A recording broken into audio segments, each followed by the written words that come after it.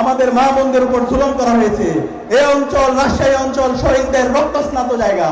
আমাদের মা বোনরা কোরআন তালিম করার কারণে, কল্যাণের পথে মানুষদেরকে আহ্বান কারণে আমাদের মা বোনদেরকে জঙ্গি হিসাবে ট্যাগ দেওয়া হয়েছে।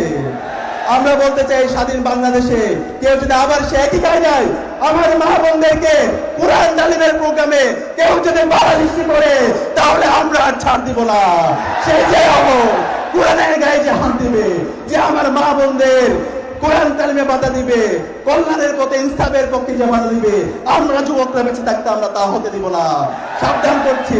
আমরা নোয়াখালী সহ বিভিন্ন জায়গায় দেখতে পাচ্ছি আজকে একটি দল নব্য-ফ্যাসিস্ট হওয়ার চেষ্টা করছে।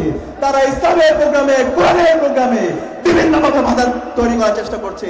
সাবধান করে দিচ্ছি, আগুন নিয়ে খেলবেন না, বরদাস্ত করবেন না বাংলাদেশের 18 কোটি মানুষ। সর্বশেষ সংগ্রামী উপস্থিতি, আমাদের বাকি যে সময় আছে আমাদেরকে জুলাইয়ের শহীদদের আকাঙ্ক্ষাকে ধারণ করতে হবে। আজকে বাংলাদেশে আমাদের যে 2000 ভাই বোন জীবন দিয়েছে, সেই নতুন বাংলাদেশ বিনির্মাণ করার জন্য, ফ্যাসিবাদী কাঠামোকে ভেঙে দেওয়ার জন্য, কিন্তু আজকে একটি দল এই নতুন বাংলাদেশ বিনির্মাণের পথে তারা বাধা তৈরি করছে। আজকে যে রাষ্ট্র সংস্কারের যে দাবিগুলো এসেছে, ঐক্যমত্য কমিশনের যে সুপারিশ এসেছে, সেই সুপারিশগুলোতে নোট অফ ডিসেন্ট দিচ্ছে। আমরা সাবধান করে দিচ্ছি, আপনারা রাষ্ট্র সংস্কারের পথে বাধা তৈরি করবেন না।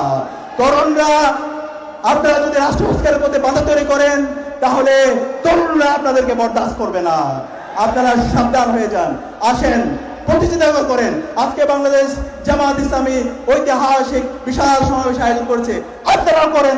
কিন্তু এই চাঁদাবাজি, টেন্ডারবাজি, সন্ত্রাস, হুমকি, ধর্ষণ, এগুলো বন্ধ করেন।